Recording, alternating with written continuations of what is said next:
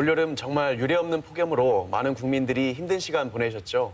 그렇지만 아무래도 가장 피해가 심한 곳은 농촌일 것 같습니다. 그 피해 상황을 10미니츠 리포트에서 취재했습니다. 40도를 넘나드는 사상 최대의 기록적인 폭염이 전북을 비롯한 전국을 휩쓸었습니다. 폭염에 가뭄까지 겹치면서 작물이 제대로 크지 못하거나 말라 죽는 등 농가 피해도 잇따랐습니다.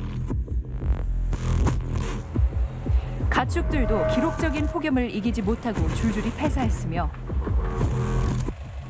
폭염으로 인한 인명피해까지 발생했습니다.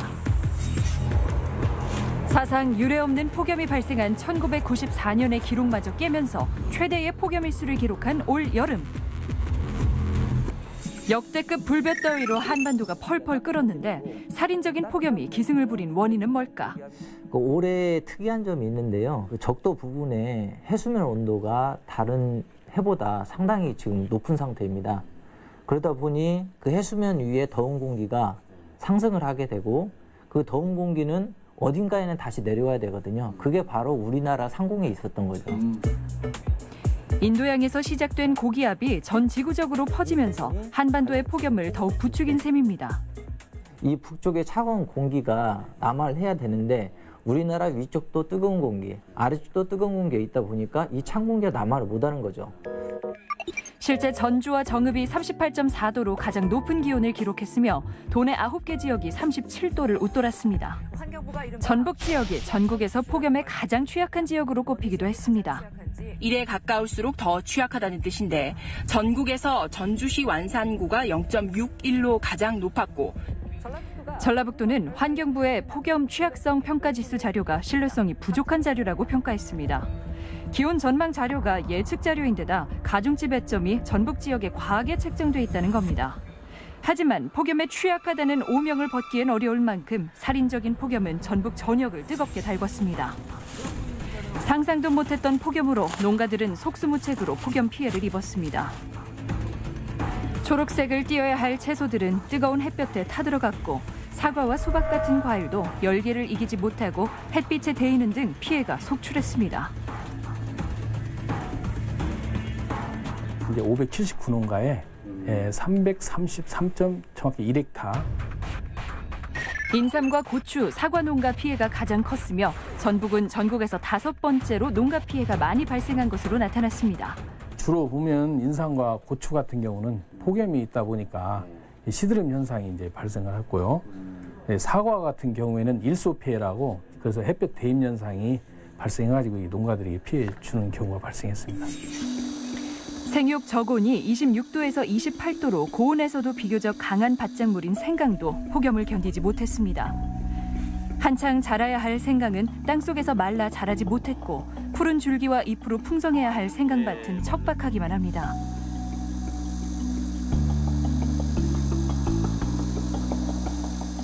금년에 처음이지 생강농사 저도 한 20년을 이상 지어봤지만 좀 처음이에요 처음. 그러면 지금 출하도 전혀 지금 못 하셨어요? 못하죠. 출하 하나도 못하죠. 100% 죽어버린 게. 애지중지 키웠지만 생각지도 못한 기록적인 폭염에 아무런 결실을 맺지 못한 한 해 농사. 먹고 살 앞날을 생각하니 척박한 생강밭처럼 정연선 씨의 마음도 타들어만 갑니다. 애가 타들어가는 건 축산농가도 마찬가지. 특히 닭과 같은 가금류는 체온 자체가 높고 신체 구조상 체온 조절이 어려워 더위에 약해 피해가 가장 컸습니다. 이렇게 시설이 열악한 농장은 아마 한 20%에서 30%, 시설이 좋은 농장이라고도 거의 10% 정도 폐사가 난 걸로 지금 파악이 되고 있어요. 실제 폭염으로 닭과 오리 같은 가금류의 폐사가 가장 많이 발생했으며 돼지 피해도 이에 못지 않았습니다. 연일 찜통더위가 극성을 부리면서 농민들은 사육장 온도를 낮추기 위해 환풍기와 안개 분무기를 가동하는 등 끓는 폭염에 가축을 지키기 위한 사투를 벌였습니다. 피해가 아마 사상 최고지 않을까 이런 생각이 듭니다. 폭염의 장기화로 농가 피해가 계속되면서 소비자 물가도 껑충 뛰었습니다.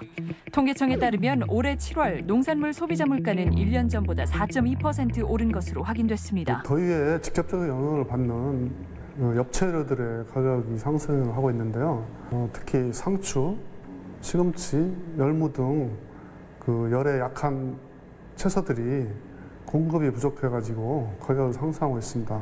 반면에 호박같이 열에 강한 채소들은 오히려 가격이 하락하고 있습니다. 폭염으로 인해 밥상 물가도 비상이 걸렸습니다. 특히 채소류와 과일값이 가파르게 뛰었습니다. 기록적인 폭염으로 인해서 작물의 생산이 완전히 중단이 되고요. 또 생육이 부진한 부분들, 닭과 같은 가금류들의 집단 폐사 등의 영향으로 올 여름은 예년보다 더욱더 큰 가격 상승에 압박을 받고 있는 실정입니다. 기록적인 폭염에 채소값이 치솟으며 시금치 가격은 6월보다 50.1% 올랐고 상추 24.5%, 여름 대표 과일 수박값도 13.2% 상승한 데 이어 양배추는 10,000원이 훌쩍 넘었습니다. 12,900원.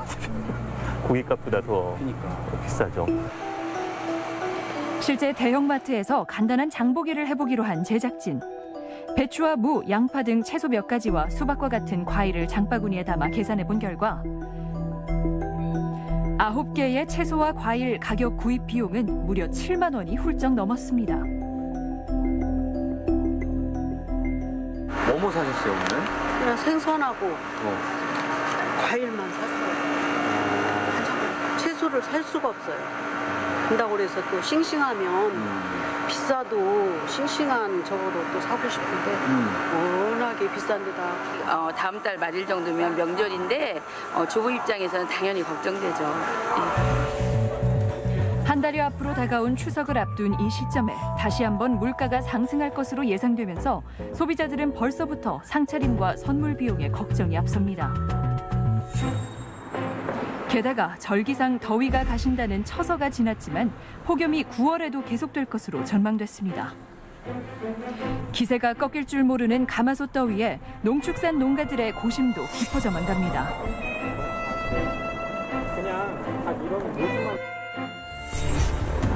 게다가 폭염은 현재 정부에서 규정하는 자연재해에 포함되지 않아 폭염 피해를 농가가 고스란히 감당해야 할 상황입니다. 이 같은 상황에 정부는 기존 자연재해에 폭염도 포함시킬 수 있도록 하는 대책을 강구하고 나섰습니다.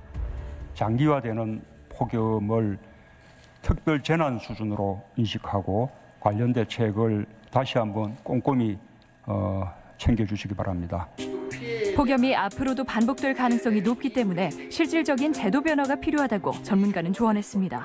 결국은 피해를 당한 당사자들이 가장 가슴이 아플 수밖에 없죠. 이런 농업재해보험 제도를 우리가 적극적으로 활용을 해서 그 재해의 경영 안정을, 경영 위험을 감소시키고 경영을 안정화시키는 방법을 각 농가는 이제 심각하게 고민을 해봐야 됩니다. 가뭄과 홍수 등 자연재해 피해에 대비해 농업재해 및 손해보험이 마련돼 국고보조금을 50% 지원하고 있지만 사과와 배, 단감 등 일부 과수농가들은 폭염이 특약사항으로 적용돼 피해 보상을 받기가 어려운 현실입니다. 심지어 다수의 농산품은 보험 가입조차 어려운 실정. 벼는 보험이 되는데 이거는 보험이 안 돼. 생각은 또 보험이 안 되더라고 또요. 어마어마한 경비가 지금 손해를 보고 있지 농가들이. 이 같은 보험 사각지대에 놓인 농가들은 폭염 피해를 입더라도 그 손해를 농가가 고스란히 짊어져야 합니다.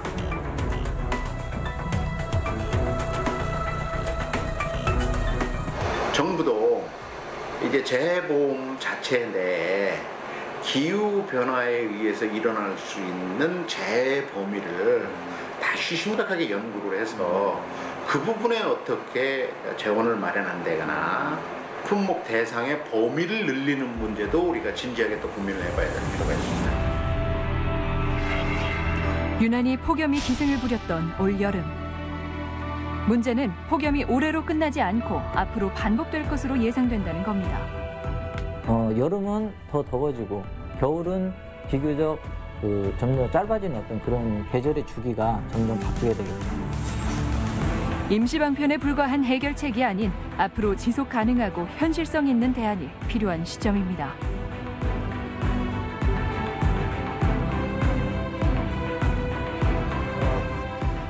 정말 기록적인 폭염이고 또 녹화하는 오늘은 태풍 소식까지 들리네요. 그 농축산 피해가 어마어마할 것 같은데 현장은 어떻습니까? 올해만 뜨거운 게 아니라 해마다 뜨겁습니다. 다만 이제 이게 기간이 길다는 게 문제죠. 작물이 살려면 기본적으로 왔던 비에 대해서 일정 정도 수분을 가지고 있는데 이게 시간이 흐르면서 계속 이제 발생 피해가 나타나는 거죠.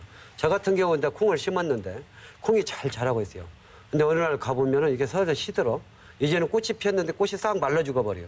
이렇게 해서 물을 대단히 크고 이런 문제가 전체 작물에 피해가 오는 거죠. 이게 폭염 피해는 예측하기가 힘든 게 이 작물이 어디까지 버틸 것인가 이런 부분에 대해 예측하기 힘듭니다. 그래서 비가 오겠지 기다리다가 그때를 놓치면 그때부터 물 작업을 하게 되면 실제 이제 생산량은 팍 줄어들 수밖에 없는 이런 문제가 나타나서 현장에 나타난 문제는 심각한 정도가 아니라 농민들이 이제 농사 짓고 싶지 않은 그냥 포기하는 상태. 그런다고 해서 이걸 보상할 수 있는 기준도 없고 이런 문제가 뭐 축사도 마찬가지지만 심각합니다. 지도사님도 보고 들으시는 게 많이 있으실 것 같은데요. 예, 가축도 이제 고온 스트레스를 받게 되면 증체량도 떨어지고 번식률도 낮아지고 이제 뭐 생산성이 낮아지게 되는데요. 또한 그 고온이 지속되면서 그 대사 활동에도 좀 문제가 생기니까 심한 경우에 이제 폐사를 하는 경우가 많이 발생하게 됐는데요. 그 전국적으로 한 680만 마리의 가축이 폐사했고 전북도에서는 한 190만 마리 정도 폐사한 것으로 나타나고 있습니다. 어떻게 보면 자연재해 수준인데 정부에서 어떤 지원 대책이나 이런 것이 있는지 모르겠네요. 그러니까는 실질적인 지원이 안 되고 있고 실질적인 지원을 하더라도 조건이 까다롭거나 지원 금액이 턱없이 남습니다. 농민들 같은 경우에는 1년 농사를 다 짓는데 1년 농사가 정말 망치게 되면 1년 동안 당신의 생활들을 하는 만큼 뭔가 보상이 이루어져야 되는데 그거에 택도 없고 오히려 또 그 보상에 대해서 농민들이 또 그 증거를 갖고 제출을 해서 규명을 해야 되는 그 여러 가지 특히 이제 우리나라 같은 경우에는 중소농이 많지 않습니까? 그러다 보니까 뭐 재해 피해, 뭐 보험 가입 이런 지점에서도 상당히 취약한 것 같더라고요. 다른 이유가 아니잖아요. 나도 어쩔 수 없이 내 마음대로 안 되는 자연재해이면 이 자연재해는 국가가 당연히 지원해주고 대책을 세워줘야 되는 게 저희 상식으로는 그런 것 같은데 농촌 현실적으로 볼 때는 그 지원은 정말 미미한 것 같더라고요.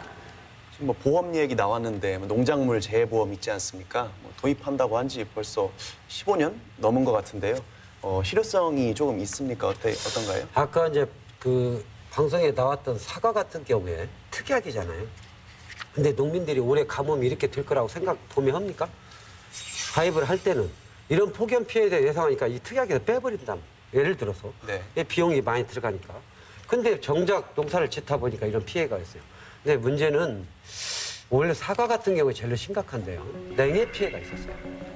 그래서 사과가 냉해 피해서 나름대로 수정이 안 돼가지고 피해에 대해서 보상을 이미 받았어. 그러면 지금 현재 이 폭염 피해에 대해서 이 햇빛을 있어서 모든 과일이 다 데어버리고 특약을 들었다 하더라도 보험 대상이 안 됩니다. 이미 보험이 지급이 냉해 피해를 받기 때문에 지금에 나타난 문제는 농민들이 고스란히 다 받을 수밖에 없는 게 지금 현실이에요. 근데 이제 태풍까지 와가지고 이거 다 떨어진 낙과가 다 됐을 때는 정말 과수 농가 같은 경우는 최악의 상태의 냉해 피해에다가 그 다음에 폭염 피해에다가 이 태풍으로 인한 낙과 피해까지 이런 부분인데 최악의 상태입니다. 근데 이거에 대해서 재난 지역으로 선포가 돼서 그나마라도 국가 차원에서 보상이 된다면 모르는데 이 재난 지역으로 선포하는 것들도 일정 정도 피해 규모액이 되어야만이 보상이 되기 때문에 이런 문제가 있는 것이고요. 그리고 지금 현재 이 재해대책법이라고 해서 재해에 대한 보상을 지금까지 해줬었는데 저 20년 전, 30년 전부터 저는 이 농민운동을 하면서 재해 관련해서 최고로 힘든 게 농민들이 재해입니다. 이건 어떻게 감당을 할 수가 없어요. 조정도 할 수가 없고. 근데 이런 피해가 났음에도 국가는 계속 재해대책법으로 대파비 지원, 그다음에 농약 피해. 그러면 실제 피해액은 100만 원 정도 나왔는데 실제 나오는 것은 한 10만 원 정도 줘가지고 농약 주라. 그다음에 이제 아예 작물을 도저히 수확이 불가능하면 대파비라고 해서 종잣대, 그다음에 노타리 싹 이런 걸 줘서 말도 안 되는 거죠. 그러면 결국에 지금까지 농민들은 이러한 재해에 대해서는 거의 농민들 스스로가 감내했지 정부가 한 역할이 없습니다. 다만 대책법이라고 해서 종잣대 주는 거고 그 다음에 이제 농약 주는 거 그래서 이제 정부가 바꾼 게 보험입니다. 예. 농협을 통해서 이제 보험을 들었지 않습니까? 저도 이제 나락에 이제 보험을 들었는데 문제는 이게 한 3년 동안 그 보험에서 실제 보상되는 것들은 한 20% 정도? 많이 줘야 30% 보상이 됩니다, 실제. 자기 부담금 20%에다가 나락 같은 경우는 50% 피해율이 나올 수가 없습니다, 현실적으로. 그러니까 완전히 폭삭 망해야 보험금이 네. 다 나오지 일부 망한 것은 잘 그렇죠. 안 이제 나온단 말이죠. 나락이 쓰러졌어, 싹이 났어, 이걸 수확을 했어. 수확에 대해서 수율을 가지고 놓고 따지면 이걸 전부 다 셉니다. 그래서 몇 포기를 뽑아가지고 나온 거에 대해서 매달이 이렇게 피해를 광고해서 산출해서 50%, 40% 적용합니다. 근데 저같이 이제 3년 동안 피해 보상을 받았다고 해서 30% 자기 부담금이 형성이 돼요. 그러면 이 20% 가지고 나보러 보험 들으라고 했을 때 실제 보험 수가의 보상은 10%밖에 안 되는데 그럼 차라리 안 들지 내가. 그거 받으려고 듣냐? 차라리 그래서 문제 제기를 했어요. 이거에 대해서 자기가 자연재해로 나온 거에 대해서 자기 부담금 30%를 의무 적용을 시킨다면 그러면 이게 무슨 보험이냐? 내가 비 오라고 해서 비 온 거냐? 태풍 불으라고 해서 부른 거냐? 이런 걸 자기 부담금으로 적용한다는 건 문제가 있다고 해서 계속 항의를 했는데도 이거에 대해서 적용이 안 됩니다. 결국에 이 피해는 농민들이 고스란히 받을 수밖에 없는 이러한 현실이 결국에 재난이란 이 재해라는 것은 어떤 보험으로서 해결할 수 있는 것은 한도가 있습니다. 그리고 보험 가입하는 것도 농민들이 많이 10%나 20%밖에 가입이 안 됩니다. 그게 좀 궁금한데요. 그러니까 사실은 농가 소득이 들쭉날쭉한데 그래도 보험이라도 들어놓으면 어느 정도 사회 안전망 역할을 할 수 있을 거라고 기대를 했지 않습니까? 그런데 가입률이 이렇게 저조한 이유가 뭘까요? 이게 이를테면 좀 그 물 피해가 많은 논을 좀 내가 보험을 가입하고 싶은데 이게 적용이 안 돼. 전체 검산동이면 검산동을 전부 다 들여야 돼. 이 보험 적용이 이제 내가 이제 많이 빠지는 논, 고라실론 이런 데는 많이 피해가 있어요. 그러면 내가 여기만 듣고 싶어. 근데 여기는 해당이 여기를 들려면 평야 지역에 대해서 같은 평수는 그 지역은 다 들여야 돼. 이게 의무 조항이 돼 있단 말이에요. 그러면 내 같은 경우는 판단했을 때 나락을 안 쓰러지려고 농사를 짓지 이걸 피해를 계산하고 농사를 안 짓단 말이에요. 그러면 안 들어요. 그래서 이게 보험을 들었는데 실제 보상을 보니까 별것 아니야. 이런 불신이 있기 때문에 실제 농민들은 그러지 않다는 거죠. 원치 않는 부분까지도 보험을 들어야 되기 때문에 의무가 있는 보험료가 부담이 되신다는 말씀이잖아요. 그렇죠. 네. 근데 아까 영상에는 뭐 생강 같은 경우는 보험을 들고 싶어도 아예 항목에서 제외돼서 들 수 없다라고 나오는데 그런 이유가 뭔가요? 보험은 돈을 벌으려고 하지 농민들의 피해를 보상을 주기 위해서 보험을 회사가 안 만들어요. 그러면 보험은 이익이 창출돼야 돼.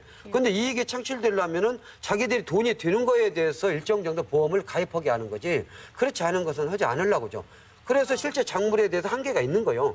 그래서 이 생강 피해도 나타나는 문제에 대해서 보험 적용이 자기들이 어려운 거예요. 이걸 보험 적용을 어떻게 하고 이걸 보상을 어떻게 할 것인가에 대해서 산출 근거를 내다 보니까 아예 보험을 안 만드는 거예요. 근데 이게 국가가 일정 정도 의무적으로 전 품목에 대해서 보험을 하게 한다는 게 농업한테. 그래서 이거에 대해서 나타난 문제나 보안 일정 정도 피해가 그 보험을 했지만 보험회사가 피해를 보면 국가가 좀 지원해서라도 보험을 하게끔 유도하면 모르는데 그렇지 않다는 거죠. 그래서 이제 한정이 되는 거예요. 지도사님이 보시기에 현행 보험제도에 뭐 문제점이 어떤 것들이 있습니까? 가축 같은 경우에는 이게 손해율을 평가하는데 그래도 다른 농작물에 비해서 일단 가축이 죽었을 경우에는 보상을 해주게 되니까요. 다른 농작물 비해서는 이제 그 평가라든가 손해 지급해주는 게 아무래도 좀 그 객관적일 수 있고요. 그렇다 보니까 양계 농가는 한 90% 정도는 그 가축 재보험에 가입해 있는 걸로 나타났고요. 양돈 농가도 한 50% 정도는 가입하고 있는 걸로 알고 있습니다. 또한 그 보험료의 일부를 이제 국비로 50% 지원을 해주고요. 자부담이 이제 50%고요. 그 자부담 50% 중에서도 일부 지자체에서는 뭐 추가로 이렇게 지원을 해주고 있는 걸로 알고 있습니다. 그래서 저는 먹거리는 뭐 국가안보, 외교안보 이렇게 얘기하시는데 이 먹거리에 대한 부분은 정말 그 어느 부분보다도 어떤 식량 주권의 문제, 식량 안보의 문제. 그래서 이거는 우리가 꼭 지키고 가야만이 우리뿐만 아니라 우리 세대들의 건강까지도 지킬 수 있다. 그래서 우리나라의 농업이 정말 축소되거나 망하면 안 된다. 그리고 활성화가 돼서 더욱더 건강한 먹거리가 우리 국민들에게 제공되어야 된다. 이렇게 폭염이나 태풍이나 기후 이상이 계속돼 오고 오히려 많은 분들이 이러다가 지구에 무슨 큰 문제 생기는 거 아니야? 그렇게 되면 바로 식량 문제가 대두될 수밖에 없는 거거든요. 기후 문제가. 이런 때 국가가 좀 정책적으로 개입할 부분은 좀 개입하고 유도하면서 국가가 이 부분을 좀 감당해주는 그런 좀 노력이 필요하지 않나 저도 생각합니다. 이제 그 자동차 보험은 내가 안 들으면 법적으로 제재를 받잖아요. 그렇죠. 의무잖아요. 그럼 농장물도 그렇게 차라리 해주든지 정부가 지원해서 보험료를 전체 품목에 이게 대상이 된다면 그래도 농민들이 아 이건 의무구나. 그러면 다 가입하죠. 가입해서 그 보상에 대해서 보는데 소 같은 경우는 156만 원을 보상을 해줘요. 그러니까 돼지 같은 경우는 14만 원, 토종닭 같은 경우 중추 같은 경우는 1,036원. 그러면 실제 한 4,500만 원이 되는 거에 대해서 이게 폭염으로 폐사가 됐어. 근데 보상은 156만 원 해줘. 그럼 나머지 부분에 대해서는 어떻게 하냐? 농민들 부담인 거예요. 근데 국가가 보상하는 거에 대해서는 정말 어림택도 없는 거죠. 보상 기준이. 그나마 보험 가입했을 때는 그게 드는데 만약에 이제 이게 폭염 피해가 특약으로 정해졌다 하면은 이 축산농가가 이 피해가 이렇게 될 거라고 생각하고 들겠냐고요. 특약에. 그러면 나는 이 부분에 대해서 폭염을 빼겠다 하면은 그나마 보상도 안 되는 이런 형태의 형국이라고요. 저희가 뭐 기상 전문가는 아닌데 폭염이 올해만 이러고 말 것 같지는 않거든요. 이번 폭염에서 좀 피해를 덜 입은 좀 우수한 사례 같은 것이 있습니까? 완벽하진 않지만 그래도 그 환기 시설을 잘 갖추고요. 그다음에 이제 그 쿨링 패드라고 일단 그 공기 들어온 부분에 패드 같은 걸 설치하고 거기에 이제 찬물을 흘려준 다음에 이 반대쪽에서 그 환기를 팬을 뽑아내면 이 찬 물에서 나오는 찬 공기가 축사 내부에 쭉 이어지면서 축사 내부 온도가 좀 낮아지게 되거든요. 그런 농가들은 아무래도 좀 올해 피해는 좀 덜 입은 거로 나타나고 있습니다. 그래서 금방 우리 지수사님이 얘기했듯이 이미 농가에서는 오래전부터 지하수를 가지고 그 자동차 나지레타 있죠. 나지레타 물 연결해갖고 다 이렇게 에어컨 대용으로 다 썼어요. 스마트팜은 이런 거거든요. 그래서 지금 현재 상태에 대해서 기계 과학적으로 업그레이드 돼가지고 이 폭염 피해에 대한 것을 해결하기 위해서 아까 분사한다든가 내부에 냉각 시설을 할 수 있는 에어컨까지 놓을 수 없지 않습니까? 이런 시설들에 대해서 농가가 원한다면 즉각적으로 지원을 할 수 있는 이 시스템이 안 돼 있어요. 오히려 폐사해서 국가가 들어가는 그 보상 비용을 줄 게 아니라 폐사하기 전에 이걸 안전장치를 할 수 있는 거에 대해서 기술 지도와 그다음에 여기에 대한 지원을 통해서 이걸 설치를 하는 게 좋겠다. 지원 제도가 제도화됐으면 좋겠다. 예산이 확보돼 있고. 그런 대책은 나오는데 그 대책을 정부가 적극적으로 하겠다. 지방자치단체가 어떤 기금이나 뭔가를 조성해서 해결하도록 하겠다. 이건 아니에요.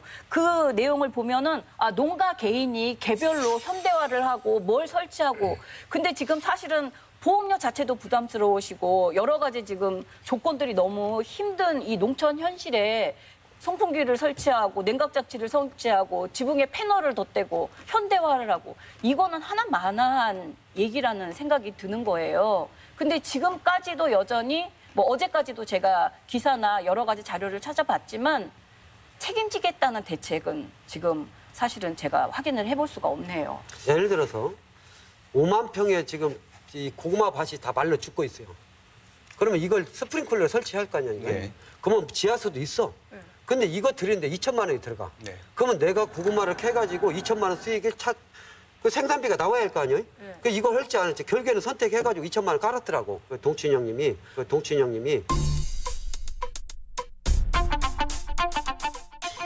지역에서 검산동에서 고구마 농사 짓는 그 동춘 형님이 그 일부 지하수나 농업료서 끌어다가 이제 주는데 이제 감농사 짓는 사람도 그런 거예요. 몇백만 원 벌으려고 이 감농사를 짓는데 지금 몇백만 원 투자해서 이 돈이 나오냐? 안 나올 것 같으니까 투자를 못 하겠다는 거예요. 그러면 이거 투자에 대해서 정부가 좀 일정 보조라도 해준다면 지금 농업의 현실이 저는 안타까운 거죠. 첨단 산업이나 IT, 제조업들은 규모도 공장 시설 투자 규모도 크고 또 그만큼 정부 지원도 크잖아요. 망했을 경우조차도 그 기업주에게는 다양한 금융 혜택과 또 생존 대책이 주어지는데 사실 가장 기본적인 건강, 밥상, 생명의 기초를 이루는 이 농업 분야에 대한 투자, 또 지원 이런 건 좀 너무 턱없이 부족한 것 같습니다. 폭염 못지않은 그런 답답함을 느끼게 됩니다. 우리가 자연재해를 인위적으로 막을 수는 없겠지만 오늘 말씀 들어보니까 우리가 관심 갖기에 따라서는 기술과 제도와 자본을 동원해서 적어도 피해는 줄일 수 있는 여지가 많이 있지 않나 싶습니다. 오늘 말씀 잘 들었습니다. 감사합니다. 감사합니다. 저희 쇼 옥타곤에서도 다뤘던 새만금 공학 문제 기억하실 겁니다. 기재부에서 내년도 용역 예산을 전액 삭감하면서 사업 추진에 적신호가 켜졌는데요. 얼마 전 더불어민주당 주요 인사와 단체장들이 모여서 여러 전북 현안과 예산, 정책을 논의하는 자리가 열렸다고 합니다만 구체적이고 실질적인 대책이 있었는지 과연 궁금합니다. 이제 그 대답을 들려줄 때가 아닐까요? 지금까지 이슈 옥타곤 박지원이었습니다. 감사합니다.